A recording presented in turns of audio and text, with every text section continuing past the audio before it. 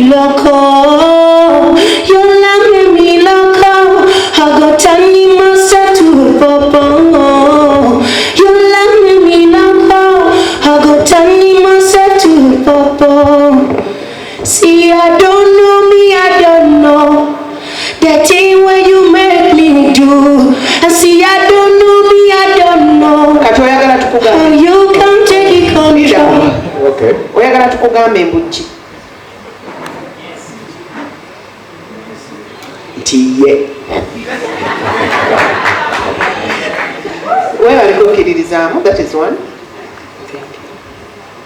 Nze mpulira kibulamu. Simanyi bakama wange kye bagamba but Onyimbidde bulungi for today. Onyimbidde bulungi. Because oyimba emotions n'oyatula ebigambo ate n'oyasama. Kati mba nkufiiringa wadde otulinawo bivuga by'oyimba nabyo naye mbadde nkufiire mbadde njagala okuwuliriza kyekange. Akaso gomangu. Koze ery'oluzungu gwani Winston muhulire Muhumure Winston. muwumule otuwummuza really. You are making us really relax. Kale toyanzeege olina Jeffrey Mayanja aka Mr. Wagwan ku TV yo webale kundaba yonna gy'osinzira okundaba ndine Gayo wakabi agatubulira amanyage mwana amanyago mazibuzi omanyiga kizungu nnyo ate nze ndi musajja munabuddu naye no Gayo mwana wakabi nnyo asoma ndagenda kutoyanjulira then twayemuko kumboza wa small time papa amanya agange nze Muhumure Mark Winston esebo. Okay. Okola ki? Ndi musajja muyimbi.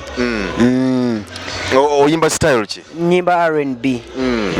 Mpazo okubategeeza tuli wano ku Tavern Woods Sarah K bategese talent search so agano tumusanze tulaba nga wakabi nnyo ne tugamba nti katwogeremu kona ye osinga kuba style ki?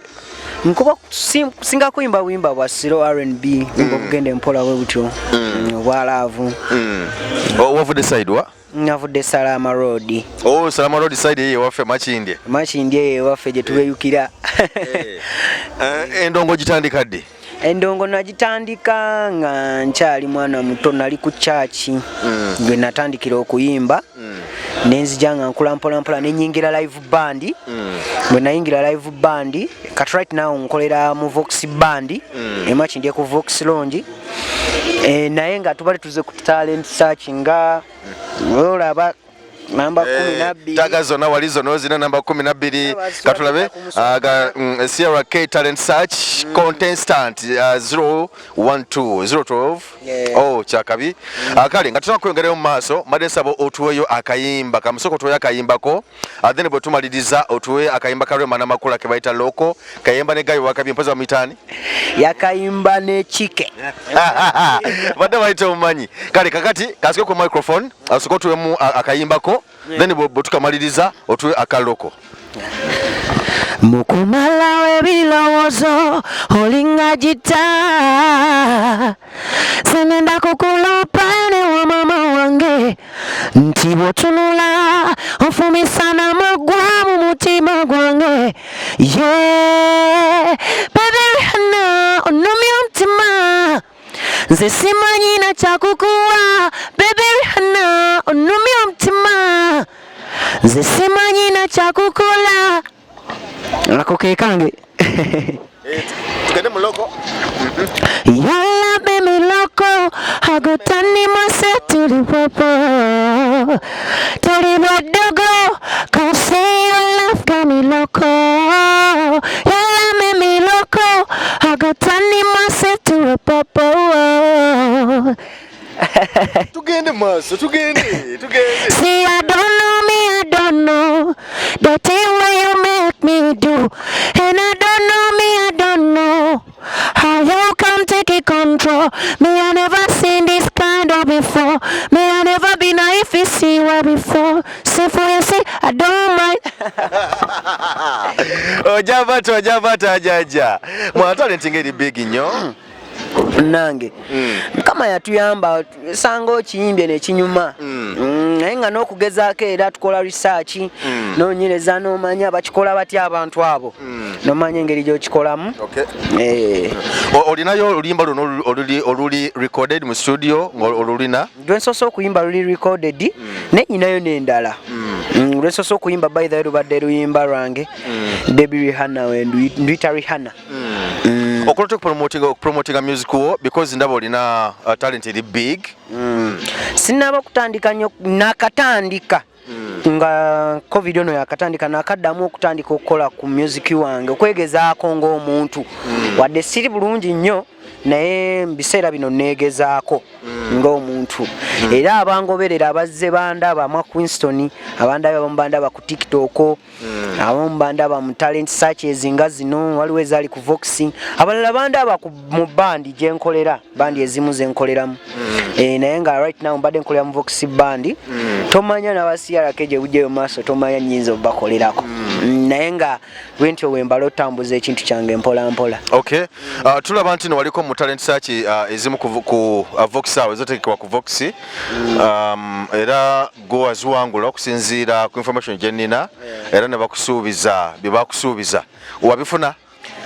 Baŋŋamba nti saabitegeera bulungi sijja kulimba naye nga nagambibwako nti waliwo eyeeyama okumpa ssente ezo nawankubadde ekirabo ekyali kiteekeddwawo bwe mba seerabidde baatugamba okutuwa videos 3 ne audio 3 n'ebirabo ebirala bye sijjukira kuba abantu bangi abajjanga ne n'okubakolera audio mu studio ya Can Records otukolera audio naye batusayininga abayimbi abamu batulaga nti batusayininze sijjaga nti batusayininga kuba batulaga nti batusayininze ne tusayininga ku mpapula ng'abayimbi ba treasure management. Treasure management anagikulira akulira treasure management mukulu George Treasure. Kakati nze ng'omuntu saategeera kyagenda maaso kuba nasigala ku stage ne tumaliriza competition ne balaga nti mpangudde naye saamanya kikyaddako era mukulu George saddamu mulabako. Wawangula nga bakusuubiza emitwalo 5 then okurecordinga music n'okolera videos ne ku byonna twali kiwalabako yadde ssente. Kituufu naye ensonga gye bampa kuba mukulu George namukubirako essimu yaŋŋamba nti waliwo abantu abeeyama okumpa ebintu ebyo naye abantu abo we namubuuza be baani yanyiga nnyo naye nga nali mbuuza kumanya ng'omuntu neme kubeera nga musiru kuba nange saamanya kigenda mu maaso bandaga nti mpangudde ne bikomaawo nange ndi muntu nnumizibwa ate nateekamu obudde bwange ate nga nekya nti abantu bamanyi nti nno ebyakusuubizibwa bifuna era bamanyi bonna buli omu ansanga aŋŋamba watulyako ssente abantu bansanga ne baŋŋamba ndi muntu mubi nnyo nnyo nabalyako ssente nenziba kweka ne mbalaga nti nawangula era buli omu amanyi ssente nazirya. Kale kati nga tujjeko ekya ssente because oli ayinza okulowooza nti n'omuntu yasuubiza teyatuukiriza kate bwe tudda kukya okukola music mu Can Records audio then ate ne video kyo kiri kitya? Baŋŋamba nti nno video baziziza mu management ne audio n'ebirala ndowooza byebyo byokka bye baŋŋamba ebintu baŋŋamba videos 3 ziddiziddwa mu management ya treasure management naye nze ng'omuntu sirina kintu kye nalaba n'ekimu era nze ng'omuntu naggwamu obwesigwa okukolagana ne treasure management kwe kusalawo n'ensooka nembeesalako nenkola ebyange nze ng'omuntu. So tonaba wonteekateeka yonna yakola audio yadde video? Sinnaba kumanya kiki kiva gye bali kuba bandekaawo mu bbanga ne baŋŋamba nti oli agenda kumpa ssente kati nze ng'omuntu sisuubira nti nsobola okukolagana nabo nenkola audio wange nenkola ne video zange nga oli yandaga nti mpangudde ati nava ku stage n'atambula n'abulawo obubuzi. Kati era nti emitwalo 5 ogawangudde ng'ensi yonna eraba bwe mba sirimba era abantu bamanyi tiwafuna ssente n'olwaleero sizirabangako.